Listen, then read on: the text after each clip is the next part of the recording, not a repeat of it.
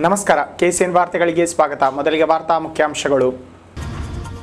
ಬಸ್ಸಿನಲ್ಲಿ ಸಾಗುತ್ತಿದ್ದ ಲಕ್ಷಾಂತರ ರೂಪಾಯಿ ಮೌಲ್ಯದ ತಂಬಾಕು ಉತ್ಪನ್ನಗಳ ವಶ, ವಾರಿಸುದಾರರ ಪತ್ತೆಗೆ ತನಿಖೆ ಚುರುಕುಗೊಳಿಸಿದ ಪೊಲೀಸರು. ಆಬಿದ್ ಹತ್ಯಾ ಪ್ರಕರಣ, ಮತ್ತೆ 5 ಬಂಧನ, ಬಂಧಿತರ ಪೈಕಿ 3 ಕೃತ್ಯದಲ್ಲಿ ನೇರ ಭಾಗಿಯಾಗಿರುವ ಶಂಕೆ, ಮುಂದುವರಿದ ತನಿಖೆ. ಪೆಟ್ರೋಲಿಯಂ ಉತ್ಪನ್ನಗಳ ದರ ಇಳಿಕೆಗೆ ಆಗ್ರಹಿಸಿ ಡಿವೈಎಫ್ಐಯಿಂದ ರಸ್ತೆ ತಡೆ ಪ್ರತಿಭಟನೆ, ಹಲವರು ಭಾಗಿ. ಕೇಂದ್ರ ಸರ್ಕಾರದ ಕಾರ್ಮಿಕ ವಿರೋಧಿ ನೀತಿ ವಿರೋಧಿಸಿ ಎಐಟಿಯುಸಿಯಿಂದ ಮಾರ್ಚ್ ಪ್ರತಿಭಟನೆ. ಈಗ ವಾರ್ತೆಗಳ ವಿವರ. ಬಸ್ಸಿನಲ್ಲಿ ಸಾಗಿಸುತ್ತಿದ್ದ ಭಾರಿ ಮೌಲ್ಯದ ತಂಬಾಕು ಉತ್ಪನ್ನಗಳನ್ನು ಪೊಲೀಸರು ವಶಪಡಿಸಿದ್ದಾರೆ. ಮಂಗಳವಾರ ಸಂಜೆ ಕೇರಳದ ಸಾರಿಗೆ ನಿಗಮ ವೋಲ್ವೋ ಬಸ್ಸನ್ನು ಉಪ್ಪಳ ಭಗವತಿ ಗೇಟ್ ಬಳಿ ತಡೆದು ತಪಾಸಣೆ ನಡೆಸುತ್ತಿದ್ದಾಗ ತಂಬಾಕು ಉತ್ಪನ್ನ ಪತ್ತೆಯಾಗಿದೆ. ಮಂಜೇಶ್ವರದ ಹೆಚ್ಚುವರಿ ಠಾಣಾಧಿಕಾರಿ ವಿಜಯನ್ ನೇತೃತ್ವದ ಪೊಲೀಸ್ ತಂಡ ಕಾರ್ಯಾಚರಣೆ ನಡೆಸಿದೆ. ಮಂಗಳವಾರ ಸಂಜೆ ಮಂಗಳೂರಿನಿಂದ ಎರ್ನಾಕುಲಂಗೆ ಕೇರಳ ಕೆಎಸ್ಆರ್ಟಿಸಿ ವೋಲ್ವೋ ಬಸ್ಸೊಂದು ತೆರಳುತ್ತಿತ್ತು. ಈ ಬಸ್ಸಿನ ಸಿಬ್ಬಂದಿಗಳಲ್ಲಿ ಚಹಾ ಹುಡಿ ಎಂದು ನಂಬಿಸಿ ಮಂಗಳೂರಿನಲ್ಲಿ ತಂಡವೊಂದು 25 ಗೋಣಿಚೀಲಗಳನ್ನು ತುಂಬಿಸಿ ಇಟ್ಟಿತ್ತು. ಮಂಜೇಶ್ವರದಲ್ಲಿ ತಪಾಸಣೆ ನಿರತರಾಗಿದ್ದ ಪೊಲೀಸರಿಗೆ ಬಸ್ಸು ಹಾದು ಹೋಗುತ್ತಿದ್ದಾಗ ತಂಬಾಕು ಉತ್ಪನ್ನದ ದುರ್ಗಂಧ ಉಂಟಾದುದರಿಂದ ಸಂಶಯಗೊಂಡು ಬಸ್ಸನ್ನು ಬೆನ್ನಟ್ಟಿ ಉಪ್ಪಳ ಭಗವತಿ ಗೇಟ್ ಬಳಿ ತಡೆದು ತಪಾಸಣೆ ನಡೆಸಿದರು. ಈ ವೇಳೆ ಪತ್ತೆಯಾದ ಗೋಣಿಚೀಲಗಳನ್ನು ತಪಾಸಣೆ ನಡೆಸಿದಾಗ ಲಕ್ಷಾಂತರ ರೂಪಾಯಿ ಮೌಲ್ಯದ ತಂಬಾಕು ಉತ್ಪನ್ನ ಪತ್ತೆಯಾಗಿದೆ. ಈ ಕುರಿತು ಬಸ್ಸಿನ ಸಿಬ್ಬಂದಿಗಳನ್ನು ಪೊಲೀಸರು ಪ್ರಶ್ನಿಸಿದಾಗ ಕೊಚ್ಚಿ, ಶೊರ್ನೂರು, ಆಲಪ್ಪುಯ, ಎರ್ನಾಕುಲಂ ಸೇರಿದಂತೆ 22 ಸ್ಥಳಗಳಿಗೆ ತಲುಪಿಸಲು ಚಹಾ ಹುಡಿ ಎಂದು ನಂಬಿಸಿ ತಂಡವೊಂದು ನೀಡಿತ್ತು ಎಂದು ಹೇಳಿದ್ದಾರೆ. ಪೊಲೀಸರು ಇದೀಗ ತಂಬಾಕು ಉತ್ಪನ್ನಗಳ ವಾರಿಸುದಾರರನ್ನು ಪತ್ತೆ ಹಚ್ಚಲು ತನಿಖೆ ಚುರುಕುಗೊಳಿಸಿದ್ದು ಸಮಗ್ರವಾಗಿ ವಿಚಾರಣೆ ಕೈಗೊಂಡಿದ್ದಾರೆ. ತಳಂಗರೆ ನುಸ್ರತ್ ನಗರ ನಿವಾಸಿ ಆಬಿದ್ ಕೊಲೆ ಪ್ರಕರಣದಲ್ಲಿ ಪೊಲೀಸರು ಭರ್ಜರಿ ಭೇಟಿ ನಡೆಸಿದ್ದು ಮತ್ತೆ 5 ಬಂಧಿಸಿದ್ದಾರೆ. ಸೆರೆಗೀಡಾದವರ ಪೈಕಿ 3 ಕೃತ್ಯದಲ್ಲಿ ನೇರವಾಗಿ ಶಾಮೀಲಾಗಿದ್ದು ಉಳಿದವರು ಸಂಚು ರೂಪಿಸಿದವರು ಎನ್ನಲಾಗಿದೆ. ಇದೀಗ ಬಂಧಿತರ ಸಂಖ್ಯೆ 12ಕ್ಕೇರಿದೆ. ಬಟ್ಟಂಪಾರೆ ಅನಿಲ್ ಕುಮಾರ್, ಭಗವತಿ ನಗರದ ಹರೀಶ, ಜೆಪಿ ಕಾಲೋನಿಯ ವರುಣ್ ಕುಮಾರ್, ಖರಂದಕಾಡಿನ ಅಭಿಷೇಕ್ ಹಾಗೂ ಅಡ್ಕತ್ ಬೈಲ್ನ ಪ್ರಜಿತ್ ಬಂಧಿತರು. ಡಿವೈಎಸ್ಪಿ ಟಿಪಿ ರಂಜಿತ್ ನೇತೃತ್ವದ ತನಿಖಾ ತಂಡ ಇವರನ್ನು ಬಂಧಿಸಿದೆ. ಇವರು ಮಂಗಳೂರಿನಲ್ಲಿ ಇದುವರೆಗೆ ಬಚ್ಚಿಕೊಂಡಿದ್ದರೆನ್ನಲಾಗಿದೆ. ಘಟನೆ ಸಂಬಂಧ ಈ ಮೊದಲೇ 7 ಮಂದಿಯನ್ನು ಸೆರೆ ಹಿಡಿಯಲಾಗಿತ್ತು. ಇದೀಗ ಈ 5 ಬಂಧನದೊಂದಿಗೆ ಬಂಧಿತರ ಸಂಖ್ಯೆ 12ಕ್ಕೇರಿದ್ದು ಇನ್ನೂ 5ರಿಂದ 6 ಮಂದಿ ಆರೋಪಿಗಳು ತಲೆಮರೆಸಿಕೊಂಡಿದ್ದಾರೆ. ಇವರ ಬಂಧನಕ್ಕೆ ಪೊಲೀಸರು ತನಿಖೆ ಮುಂದುವರೆಸಿದ್ದಾರೆ. ಕಳೆದ ಡಿಸೆಂಬರ್ 22ರಂದು ರಾತ್ರಿ 9ವರೆಗೆ ಕಾಸರಗೋಡು ಹಳೆ ಬಸ್ ನಿಲ್ದಾಣದ ಚಕ್ರ ಬಜಾರ್ನ ಸಮೀಪ ಆಬಿದ್ನನ್ನು ತಂಡವೊಂದು ಅಡ್ಡಗಟ್ಟಿ ಚಾಕುವಿನಿಂದ ಇರಿದು ಕೊಲೆಗೈದಿತ್ತು. ಕರ್ನಾಟಕ ಜಾನಪದ ಪರಿಷತ್ ಬೆಂಗಳೂರು ಇದರ ನೇತೃತ್ವದಲ್ಲಿ ಕೇರಳ ಗಡಿನಾಡ ಘಟಕದ ಆಶ್ರಯದೊಂದಿಗೆ ಜಾನಪದ ಸಂಚಾರ ಕಾರ್ಯಕ್ರಮ ಜರುಗಿತು. ಬುಧವಾರ ಅಪರಾಹ್ನ ಇಚ್ಲಂಪಾಡಿಯ ಎಎಸ್ಬಿ ಶಾಲೆಯಲ್ಲಿ ನಡೆದ ಸಮಾರಂಭದಲ್ಲಿ ಹಲವಾರು ಮಂದಿ ಪಾಲ್ಗೊಂಡರು.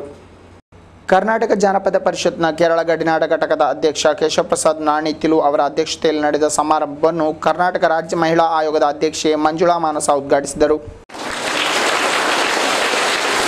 ಜಾನಪದ ಅಂತ ಏನು ನಾವು ಕರೀತೇವೆ, ಆ ಜನಪದಕ್ಕೆ ಅದರದೇ ಆದಂತಹ ಒಂದು ಮೌಲ್ಯ, ಒಂದು ಶಕ್ತಿ, ಒಂದು ಆಯಾಮ ಆಗಿದೆ. ಇವತ್ತು ಏನು ಜಾನಪದ ಗೀತೆಗಳ ಮೂಲಕ ಎಲ್ಲ ಇವತ್ತು ಜಾನಪದ ಗೀತೆಗಳನ್ನ ಮರಿತಾ ಇದ್ದೀವಿ. ಬೆಳಗ್ಗೆ ಹೇಳ್ತಾ ಇದ್ದ ಹಾಗೇನೆ ನಮ್ಮ ಹಿರಿಯರೆಲ್ಲ ಬೆಳಗ್ಗೆ ಎದ್ದು ನಾನು ಯಾರ್ಯಾರನ್ನ ಮನೆಯಲ್ಲಿ ಅಂತ ಹೇಳಿ ಹಾಡನ್ನ ಹೇಳ್ತಾ ಇದ್ರು, ರಾಗಿ ಬೀಸ್ದ ಹಾಡು ಹೇಳ್ತಾ ಇದ್ರು, ಗದ್ದೆಯಲ್ಲಿ ಕೆಲಸಕ್ಕೆ ಹೋಗುವಂತ ಸಂದರ್ಭಗಳಲ್ಲಿ ಹಾಡುಗಳನ್ನ ಹೇಳ್ತಾ ಇದ್ರು. ಅವರಿಗೆ ಲಿಪಿ ಇರಲಿಲ್ಲ, ಬರವಣಿಗೆ ಇರಲಿಲ್ಲ, ಆದ್ರೆ ಬಾಯಿಂದ ಬಾಯಿಗೆ ಜನಪದ ಅಂತ ಅನ್ನೋದು ಅದೊಂದು ಮೌಲಿಕವಾದಂತಹ ಗಾದೆಗಳ ಮೂಲಕ ಇರಬಹುದು ಅಥವಾ ಒಗಟುಗಳ ಮೂಲಕ ಇರಬಹುದು. ಒಂದು ಜಾನಪದ ಅನ್ನೋದು ಈ ಒಂದು ದೇಶೀಯ ವ್ಯವಸ್ಥೆಗೆ, ದೇಶೀಯವಂತಹ ಪರಿಕಲ್ಪನೆಗೆ ಒಂದು ಮೌಲ್ಯವನ್ನು ಕೊಟ್ಟಂಥದ್ದು ಜಾನಪದ. ಮುಖ್ಯ ಅತಿಥಿಗಳಾಗಿ ಕುಂಬಳೆ ಗ್ರಾಮ ಪಂಚಾಯತಿನ ಉಪಾಧ್ಯಕ್ಷ ಮಂಜುನಾಥ ಆಳ್ವ, ಸದಸ್ಯೆ ಶೋಭಾವತಿ, ರಾಜ್ಯ ತುಳು ಅಕಾಡೆಮಿ ಸದಸ್ಯೆ ಗೀತಾ ಲೋಕನಾಥ ಶೆಟ್ಟಿ ಉಪಸ್ಥಿತರಿದ್ದರು. ಶಾಲಾ ಮುಖ್ಯೋಪಾಧ್ಯಾಯ ಪಿ ನರಹರಿ ಸ್ವಾಗತಿಸಿದರೆ ಲಕ್ಷ್ಮಣ ಪ್ರಭು ಧನ್ಯವಾದ ಅರ್ಪಿಸಿದರು. ಉಳಿದಂತೆ ಪ್ರೊಫೆಸರ್ ಶ್ರೀನಾಥ್, ನಿವೃತ್ತ ಉಪಜಿಲ್ಲಾಧಿಕಾರಿ ಬಾಲಕೃಷ್ಣ ಅಗ್ಗಿತ್ತಾಯ, ಪುರುಷೋತ್ತಮ್ ಭಟ್, ಗಣೇಶ ಕೃಷ್ಣ ಅಳಕೆ, ಜಯಪ್ರಕಾಶ್ ಪಜಿನ, ರವಿಶಂಕರ ನೆಗಳಗುಳಿ ಮೊದಲಾದವರು ಪಾಲ್ಗೊಂಡಿದ್ದರು. ಕಾರ್ಯಕ್ರಮದಲ್ಲಿ ಜಾನಪದ ನೃತ್ಯ ವೈವಿಧ್ಯಗಳ ಬಗೆಗೆ ಕರ್ನಾಟಕ ಜಾನಪದ ಪರಿಷತ್ ಗಡಿನಾಡು ಘಟಕದ ಸಂಚಾಲಕರಾದ ಸಿ.ಕೆ. ವಸಂತಕುಮಾರ್ ಪ್ರಾತ್ಯಕ್ಷಿಕೆ ನೀಡಿದರು. ಗಾನಗಂಧರ್ವ ಪದ್ಮಭೂಷಣ ಡಾಕ್ಟರ್ ಕೆ.ಜೆ. ಯೇಸುದಾಸರ 75ನೇ ಜನ್ಮದಿನಾಚರಣೆ ಅಂಗವಾಗಿ ಜನವರಿ 10ರಂದು ಗಾನರತ್ನ ಕಾಂಜಂಗಾಡು ರಾಮಚಂದ್ರ ನೇತೃತ್ವದಲ್ಲಿ ಕೊಲ್ಲೂರು ಮೂಕಾಂಬಿಕಾ ದೇಗುಲದಲ್ಲಿ ಸಂಗೀತ ಆರಾಧನೆ ಕಾರ್ಯಕ್ರಮ ಜರುಗಲಿರುವುದಾಗಿ ಸಂಬಂಧಿತರು ತಿಳಿಸಿದ್ದಾರೆ. ಬುಧವಾರ ಅವರು ಕಾಸರಗೋಡಿನಲ್ಲಿ ಸುದ್ದಿಗೋಷ್ಠಿಯನ್ನುದ್ದೇಶಿಸಿ ಮಾತನಾಡುತ್ತಿದ್ದರು. ಜನವರಿ 10 ಶನಿವಾರದಂದು ಬೆಳಗ್ಗೆಯಿಂದ ಸಂಜೆಯವರೆಗೆ ಸಂಗೀತಾರಾಧನೆ ಕಾರ್ಯಕ್ರಮ ನಡೆಯಲಿದ್ದು ಯೇಸುದಾಸ್ ಹಾಗೂ ಅವರ ಮಗ ವಿಜಯ್ ಯೇಸುದಾಸ್ ಆಗಮಿಸಲಿರುವರು. ಜತೆಗೆ ಸಂಗೀತಾರಾಧನೆಯಲ್ಲಿ ಹಲವು ಸಂಗೀತ ವಿದ್ವಾಂಸರು ಪಾಲ್ಗೊಳ್ಳಲಿರುವುದಾಗಿ ತಿಳಿಸಿದರು. 9-ാം തീയതി വൈകിട്ടോടെ യേശുദാസും കുടുംബവും കൊല്ലൂരിലെത്തും. 10-ാം തീയതി പുലർച്ചെയാണ് അദ്ദേഹം ക്ഷേത്രദർശനം നടത്തുന്നത്. അതുപോലെ രാമേന്ദ്ര മാഷയുടെ കച്ചേരിയിൽ അദ്ദേഹം സംബന്ധിക്കും. അദ്ദേഹത്തിൻ്റെ കുടുംബമൊക്കെ ഉണ്ടാവും. മകൻ പാടും. പത്തരത്തിലുള്ള പൂജകളും ഒക്കെ കഴിഞ്ഞാൽ മടങ്ങുക. കേരളത്തിൻ്റെ പല ഭാഗങ്ങളിൽ നിന്ന് സംഗീതജ്ഞന്മാർ പങ്കെടുക്കുന്നുണ്ട്. അവരെല്ലാം ഈ സംഗീതാരാധനയിൽ ഒത്തുചേരുന്നുണ്ട്. ഈ സംഗീതാരാധന സമിതി സൗവർണികാമൃത പുരസ്കാരം ഏർപ്പെടുത്തിയിട്ടുള്ളത്. അത് പ്രഥമ പുരസ്കാരം കുമാര കേരളവർമ്മ എന്ന പ്രസിദ്ധനായ സംഗീതജ്ഞനാണ് നൽകുന്നത്. ಸುದ್ದಿಗೋಷ್ಠಿಯಲ್ಲಿ ಕಾಂಜಂಗಾಡ್ ರಾಮಚಂದ್ರನ್, ವಿ ಪ್ರಭಾಕರನ್ ಮೊದಲಾದವರು ಉಪಸ್ಥಿತರಿದ್ದರು. ಹಳದಿ ಕಾಮಾಲೆಯಿಂದ ಪುಟ್ಟ ಕಂದಮ್ಮವೊಂದು ಮೃತಪಟ್ಟ ದಾರುಣ ಘಟನೆ ನಡೆದಿದೆ. ಮೊಗ್ರಾಲ್ ಪುತ್ತೂರು ನಿವಾಸಿ ಬಶೀರ್ ಎಂಬವರ 3ರ ಹರೆಯದ ಪುತ್ರ ಅಬ್ದುಲ್ ರೆಹಮಾನ್ ಬಾಸಿಂ ಮೃತನಾದವ. ಹಳದಿ ಕಾಮಾಲೆ ನಿಮಿತ್ತ ಕಳೆದ ಮಂಗಳವಾರ ಕಾಸರಗೋಡಿನ ಖಾಸಗಿ ಆಸ್ಪತ್ರೆಯಲ್ಲಿ ದಾಖಲಿಸಲಾಗಿತ್ತಾದರೂ ರೋಗ ಉಲ್ಬಣಗೊಂಡು ಅಸುನೀಗಿದ್ದಾನೆ. ಮೃತ ಬಾಲಕ ತಂದೆ ತಾಯಿ ರುವೀನಾ, ತಂಗಿ ಬಾದಿಯಾಳನ್ನು ಹೊಂದಿದ್ದಾನೆ. ಜನವರಿ 1ರಂದು ಸಂಜೆ ಚೆಂಬರಿಕಾ ಹೊಳೆಯಲ್ಲಿ ನೀರು ಪಾಲಾಗುತ್ತಿದ್ದ ಬಾಲಕನನ್ನು ರಕ್ಷಿಸಿದ ಯುವಕನೆಂದು ಓರ್ವ ವ್ಯಕ್ತಿಗೆ ಸ್ಥಳೀಯ ಕ್ಲಬ್ ಬಹುಮಾನ ನೀಡಿದ ಸುದ್ದಿ ಇತ್ತೀಚೆಗೆ ಪತ್ರಿಕೆಯೊಂದರಲ್ಲಿ ವರದಿಯಾಗಿತ್ತು. ಇದು ಸತ್ಯಕ್ಕೆ ದೂರವಾಗಿದ್ದು ರಕ್ಷಿಸಿದವರು ಬೇರೆ ಯುವಕರು ಎಂದು ಸಂಬಂಧಿತರು ಸುದ್ದಿಗೋಷ್ಠಿಯಲ್ಲಿ ತಿಳಿಸಿದ್ದಾರೆ.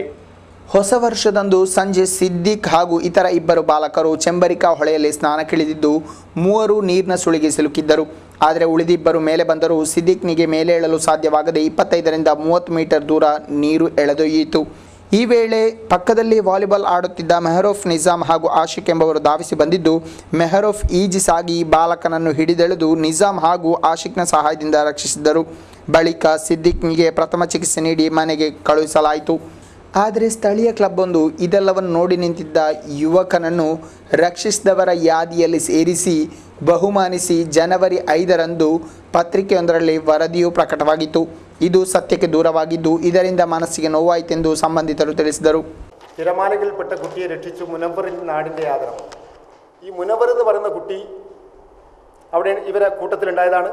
ഇവനെ കരയിലെത്തിയപ്പോൾ അവനെ മേലെ കൊണ്ടുവരാൻ അവൻ സഹായിച്ചിട്ടുണ്ട് എന്നുള്ള കാര്യം ശരിയാണ്. പക്ഷേ യഥാർത്ഥത്തിൽ ഈ കുട്ടിയെ രക്ഷപ്പെടുത്തിയത് ഇപ്പോൾ 20-30 മീറ്റർ ദൂരെ നീന്തി പോയി രക്ഷപ്പെടുത്തിയ ആളാണ് ഈ ഇരിക്കുന്നത്. ഈ പറഞ്ഞ വിഷയം തികച്ചും വാസ്തവ വിരുദ്ധമാണ്. ಸುದ್ದಿಗೋಷ್ಠಿಯಲ್ಲಿ ಮೆಹರೂಫ್, ಶಾಫಿ ಚೆಂಬರಿಕಾ, ನಿಜಾಮ್, ಹಾಶಿಕ್, ಹಬೀಬ್, ಸಿದ್ದಿಕ್ ಮೊದಲಾದವರು ಉಪಸ್ಥಿತರಿದ್ದರು. ಕೇಂದ್ರ ಸರ್ಕಾರವು ಕಾರ್ಮಿಕ ವಿರೋಧಿ ನೀತಿಯಿಂದ ಹಿಂದೆ ಸರಿಯಬೇಕೆಂದು ಒತ್ತಾಯಿಸಿ ಎಐಟಿಯುಸಿ ಜಿಲ್ಲಾ ಸಮಿತಿ ನೇತೃತ್ವದಲ್ಲಿ ಕಾಸರಗೋಡಿನ ಪ್ರಧಾನ ಅಂಚೆ ಕಚೇರಿ ಮುಂಭಾಗದಲ್ಲಿ ಪ್ರತಿಭಟನೆ ನಡೆಸಿತು. ಈ ವೇಳೆ ಹಲವಾರು ಮಂದಿ ಸದಸ್ಯರು ಭಾಗವಹಿಸಿದರು. ಕೇಂದ್ರ ಸರ್ಕಾರವು ಕಾರ್ಮಿಕರ ವಿರೋಧಿ ನೀತಿ ತಳೆಯುತ್ತಿದ್ದು ಇದರಿಂದ ಹಿಂದೆ ಸರಿಯಬೇಕೆಂದು ಒತ್ತಾಯಿಸಿ ಪ್ರತಿಭಟನೆ ಹಮ್ಮಿಕೊಳ್ಳಲಾಯಿತು. ಇದರ ಅಂಗವಾಗಿ ನುಳ್ಳಿಪಾಡಿಯಲ್ಲಿರುವ ಸಿಪಿಐ ಪಕ್ಷದ ಕಚೇರಿ ಬಳಿಯಿಂದ ನಗರದ ಪ್ರಧಾನ ಅಂಚೆ ಕಚೇರಿಗೆ ಮಾರ್ಚ್ ಸಾಗಿತು.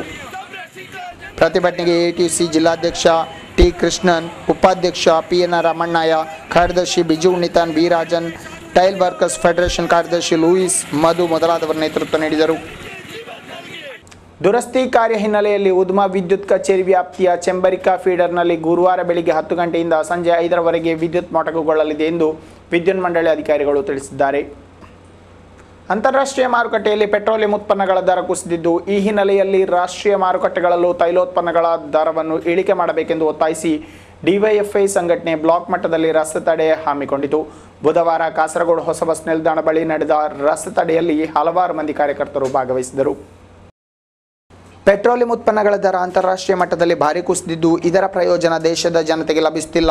ಅಂತಾರಾಷ್ಟ್ರೀಯ ಮಾರುಕಟ್ಟೆಯ ದರ ಕುಸಿದ ಅನ್ವಯ ರಾಷ್ಟ್ರೀಯ ಮಾರುಕಟ್ಟೆಗೂ ಈ ದರ ಅನ್ವಯಿಸಿ ಇಳಿಕೆ ಮಾಡಬೇಕೆಂದು ಒತ್ತಾಯಿಸಿ ಡಿವೈಎಫ್ಐ ಪ್ರತಿ ಬ್ಲಾಕ್ ಮಟ್ಟದಲ್ಲೂ ಪ್ರತಿಭಟನೆ ನಡೆಸಿತು.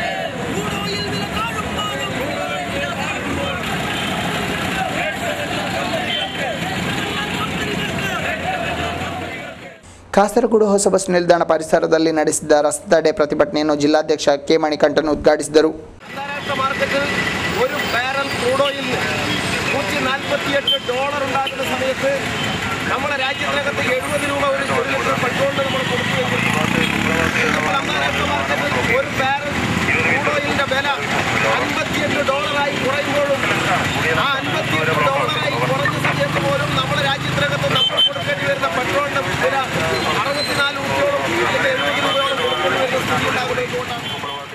ಶಿವಪ್ರಸಾದ್, ಸುಭಾಷ್ ಮೊದಲಾದವರು ಉಪಸ್ಥಿತರಿದ್ದರು. ಸಮನ್ವಯ ಮಂಜೇಶ್ವರ ವಲಯ ಸಮಿತಿ ರೂಪೀಕರಿಸಲಾಯಿತು. ಅಧ್ಯಕ್ಷರಾಗಿ ಹೊಸಬೆಟ್ಟು ಗ್ರಾಮಾಧಿಕಾರಿ KM ನಾಯಕ್, ಉಪಾಧ್ಯಕ್ಷರಾಗಿ ರಾಜಶೇಖರ, ಕಾರ್ಯದರ್ಶಿಯಾಗಿ ಗಣೇಶ ಕುಂಜತೂರು, ಜತೆ ಕಾರ್ಯದರ್ಶಿಯಾಗಿ ಮುಜೀಬ್ ಕುಂಜತೂರನ್ನು ಆಯ್ಕೆ ಮಾಡಲಾಯಿತು.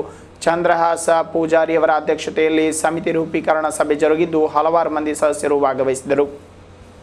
ಕೊನೆಗೆ ಮತ್ತೊಮ್ಮೆ ವಾರ್ತೆಗಳ ಮುಖ್ಯಾಂಶಗಳು. ಬಸ್ಸಿನಲ್ಲಿ ಸಾಗುತ್ತಿದ್ದ ಲಕ್ಷಾಂತರ ರೂಪಾಯಿ ಮೌಲ್ಯದ ತಂಬಾಕು ಉತ್ಪನ್ನಗಳ ವಶ, ವಾರಿಸ್ದಾರರ ಪತ್ತೆಗೆ ತನಿಖೆ ಚುರುಕುಗೊಳಿಸಿದ ಪೊಲೀಸರು.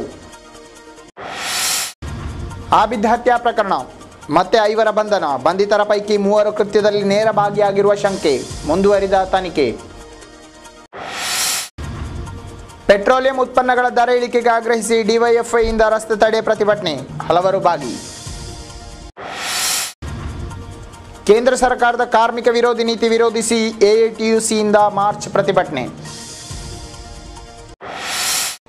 ಇಲ್ಲಿಗೆ ಇಂದಿನ ವಾರ್ತಾ ಪ್ರಸಾರ ಮುಕ್ತಾಯವಾಯಿತು. ಮುಂದಿನ ವಾರ್ತಾ ಪ್ರಸಾರದೊಂದಿಗೆ ಮತ್ತೆ ಭೇಟಿಯಾಗೋಣ. ವಂದನೆಗಳು.